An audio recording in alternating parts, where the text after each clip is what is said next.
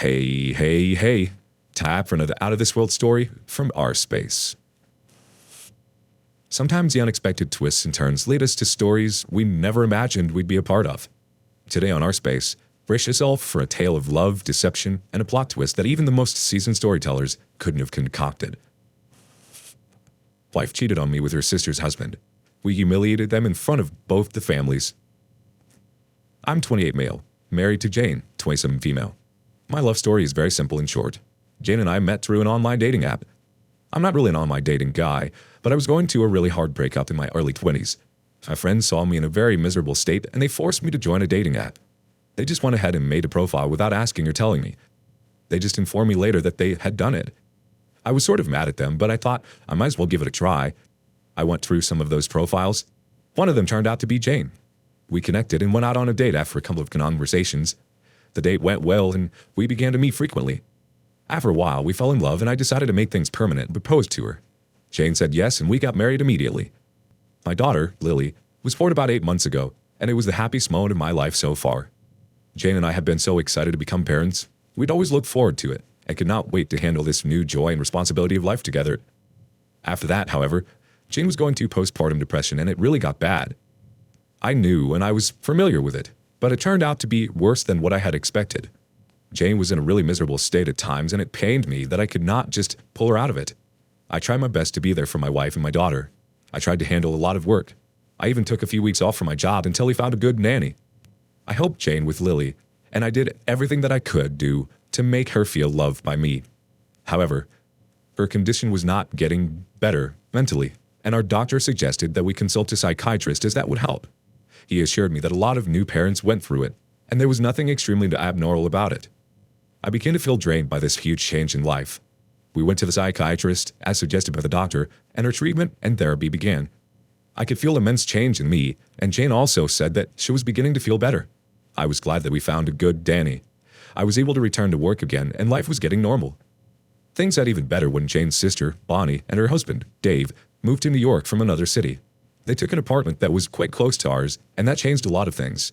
We began to hang out together, and that really cheered Jane up a lot. Bonnie and Dave often offered to babysit Lily, and they were really good at it. That allowed us to get our date nights back. I made sure to surprise Jane with little things to make her feel loved and cared for. However, one day, a strange incident happened. It was a weekend, and I was anticipating our usual date night. I had asked Bonnie if she was available to stay with Lily, and she had said yes. I had planned to take Jane to the restaurant where I had proposed to her. It was our favorite restaurant, and we went there for special occasions and celebrations. I had not told her, and had decided to keep it a surprise, and I was really excited about it. But Jane refused to go out that weekend. I kept asking her the reason, and she refused to say anything. I asked her if she was feeling all right, and she insisted that she was fine. I did not know what was wrong. I got upset myself because I had made the reservations and had paid for it, and I really wanted us to have a good time where we did not have to think of anything else. She was being really rude to me and answering in a weird manner. I got mad at her too. I did not say much to her except to tell her that I had made reservations for us and I really wanted to make her feel good. I had expected a little bit of goodness from her, but her attitude remained bad. She gave no reaction, answered rudely, and left the room. She called Bonnie and told her not to come to babysit Lily. I'm sure Bonnie was surprised too.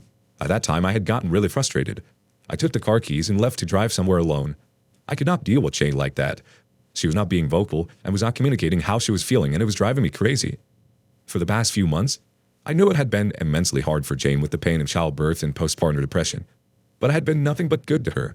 I had been making all the needed efforts for my wife, but at the end of the day, I'm a human myself.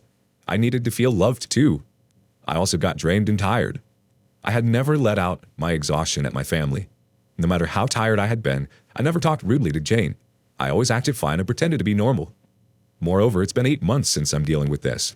With Bonnie and David coming into the picture, I was hoping things would get better, and it did get better, but after last evening's incident, I feel we're going back to square one.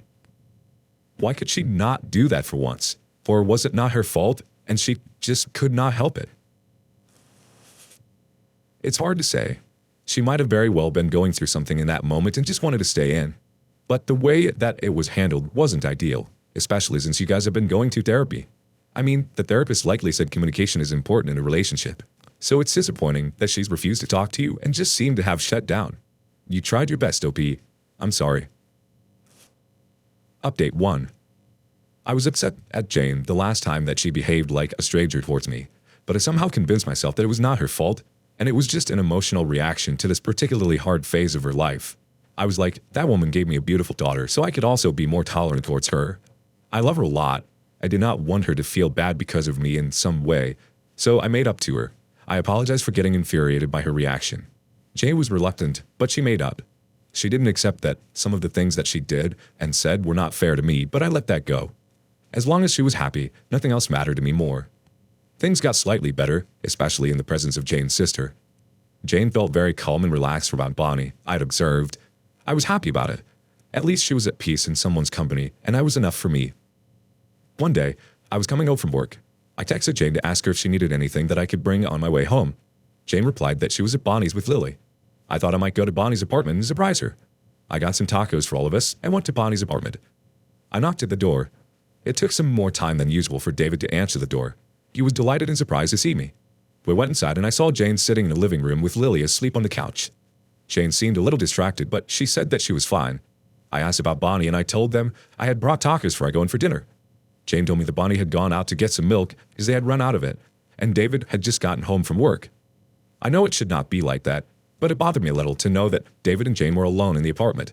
I immediately brushed the thought out of my head, reminding myself that David was just like a brother to Jane.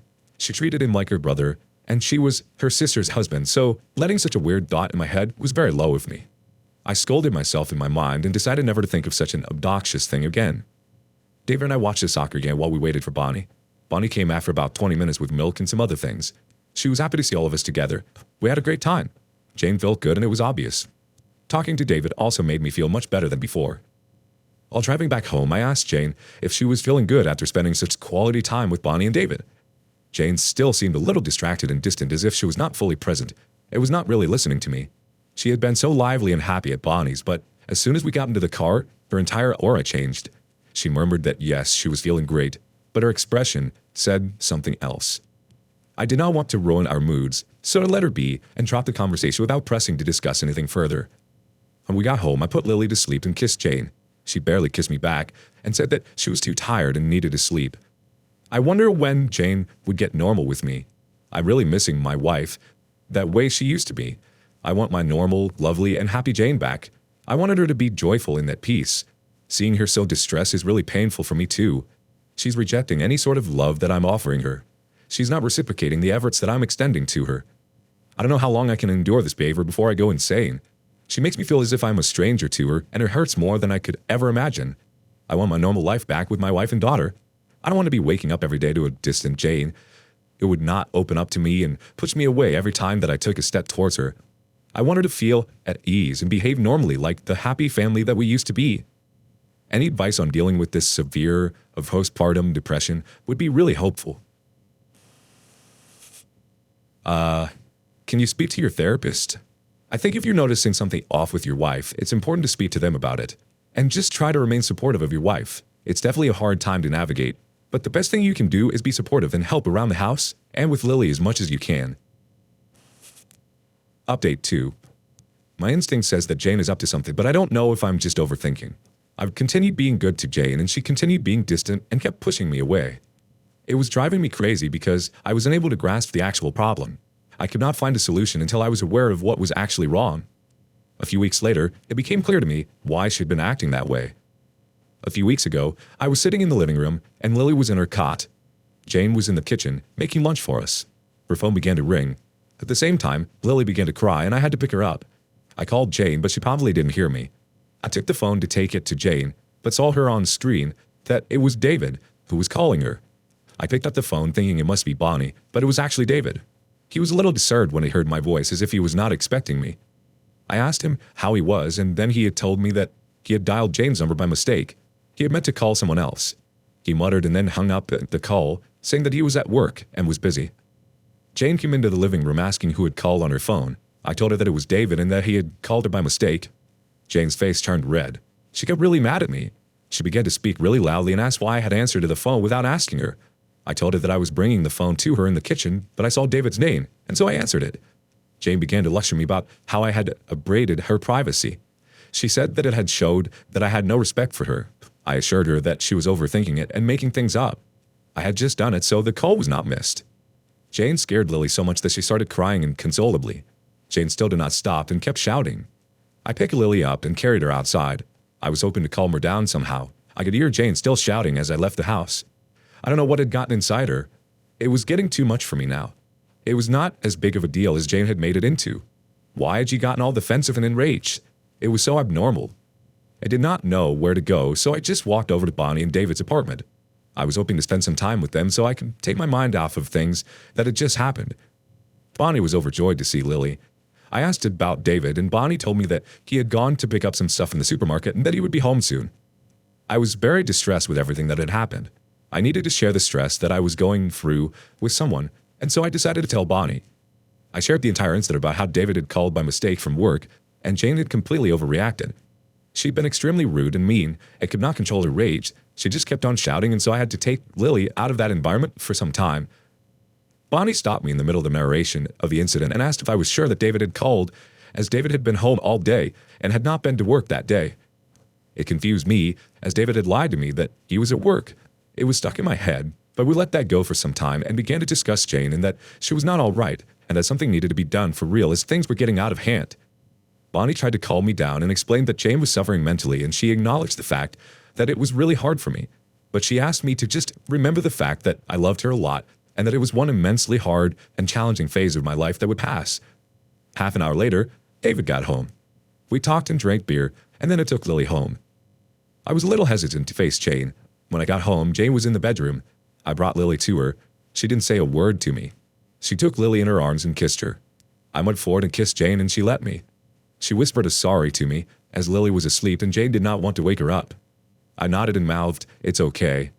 I felt really good as I realized that there was hope after all, and eventually things would get normal again. Oh, okay, I see now. The moment someone gets mad at you for answering your phone or handing you their phone means they have something to hide. At the same time, anger like that could be a sign of postpartum depression. Something definitely sounds off, that's for sure. Update 3. My instincts said that it was way beyond postpartum depression. Indeed it was. After the last update, I was hoping that things would get better between us. However, that feeling did not last long, as I got to know the reality behind Jane's actions. One day, about 3 weeks ago, I was at the office when I got a call from Bonnie. Bonnie was crying and sounded devastated. I got worried, asked her if everything was okay. She said that we needed to meet to talk about something. I said that I was at work. She said that it was extremely urgent, as she could not tell it over the phone. She asked if I could meet her somewhere outside the house. I said sure and told her to meet me at the cafe in an hour. Bonnie warned me not to tell about it to anyone. It felt weird why she wanted to keep it confidential. I got off work early and drove to the cafe. Bonnie was already there. She looked really bad. It was obvious that she had been crying her eyes out. Her hair was a mess. She told me that Jane and David were sleeping together. My mouth dropped open in disbelief. Out of all the things that I had bought of my way, that was not even close. She continued and told me that she was at our house and she was looking after Lily, as Jane had asked her to take care of Lily for a day when she was out shopping for some stuff. Lily was sleeping and Bonnie just sat down and read a book. She thought she heard Lily cry, so she looked into the baby monitor, but the baby monitor was not working. While trying to fix the monitor, Bonnie began to go through the computer where all the footage of the baby monitor was recorded. As the monitor started working, she began to go through the computer to kill time. She went to some files and stumbled upon some old footage recorded by the baby monitor. She saw David in one of them, followed by Jane, and they started having sex. Bonnie said that she could not stop crying since then. I could not believe what Bonnie had just told me. She immediately opened her phone and showed me the image. She said that she had kept a copy of the recording just in case. She was going to use it to confront Jane and David, but she needed to run it past me first. After listening to all of this, it began to make sense. Jane had reacted so weirdly at David's call because she was guilty of cheating on me with him. She had been alone with him one day. I could put all those weird incidents together, and they began to make sense now. Bonnie had already cried, but now I needed some time to process all of it before I took some action. I wanted to cry, but tears just did not come out. My heart felt very heavy, and I felt hollow inside my chest. I asked Bonnie what her plan was. Bonnie told me that she had decided to do a huge revelation to Jane and David together in front of everyone. I was a little skeptical of doing it in front of people, but when I thought of the humiliation and embarrassment that they would have to face, I felt a satisfaction in my heart. Bonnie and I planned the surprise party for Jane. We wanted to make her feel special, which was what we portrayed to our friends and family that we invited over. David had a hint about it, but he was not really involved in the arrangements. Mostly it was just Bonnie and I, so we made sure that things went according to our plan. I took Jane out for some time while Bonnie completed the final preparations. She arranged a huge screen where we were going to play the video that we had captured from the baby monitor. Bonnie texted me telling me that most people had arrived, and so I took Jane home. Jay was surprised to see everything. She turned around to me and hugged and thanked me. I wanted to push her away, but I somehow controlled myself once again. As the guests settled, we played the video on the screen, and the whole place was filled with shock. All of them began to whisper and murmur among themselves. Jane's mother slapped Jane in front of everyone before leaving without saying a word. David and Jane had nothing to say. They knew saying anything was useless, and nobody was going to believe them either. When all the guests had left and it was just the four of us, I told Jane that I had filed for divorce and that she would see me in court. Bonnie screamed and abused David and Jane and left the apartment. She wanted to live with her parents. She too was taking a divorce. I moved out of my house that very day and shifted with a friend for a few days until I found a new place. It hurt like hell. I had been betrayed by David, whom I had considered my brother, and Jane, who was my wife and the mother of my beautiful daughter. I felt really bad for Lily and for the kind of mother that she had. We got divorced and I got half custody of my daughter. I'm hoping to get complete custody soon as Lily grows a little. It will be easy because Jane does not earn much. As for David, he got fired from his job because it was actually working for one of Bonnie's friends. When Bonnie's friend found out about Jane and David, he obviously sided with Bonnie and fired David. Seeing David jobless and humiliated made me feel slightly better. He really deserved it. I had kept him like a brother, and he had chosen to stab me in the back, and he also deceived his own wife. I'm trying my best to put this nightmare behind me, to start a normal life where there is only a place for my daughter, Lily. I'm sorry, OP. It's undoubtedly a difficult situation, and you honestly did all you could. You treated her so well, and you were trying to make it work. You didn't deserve that at all, especially from Jane and David. You trusted them both. Moving forward, it's crucial to focus on healing and being the best you can be for Lily. I have no doubt about the latter. Honestly, Jane doesn't deserve the happiness that you and Lily could have given her. She lost the right to that the moment she thought of cheating on you. She lost out on something so beautiful, but you sure did get yours. Kudos on the big reveal. Wishing you and Lily all the best, OP. What do you make of this? What would you have done when you found out? Thank you for joining us today in our space. Like and subscribe and hit the notification bell so you don't miss out on our next video. Until next time.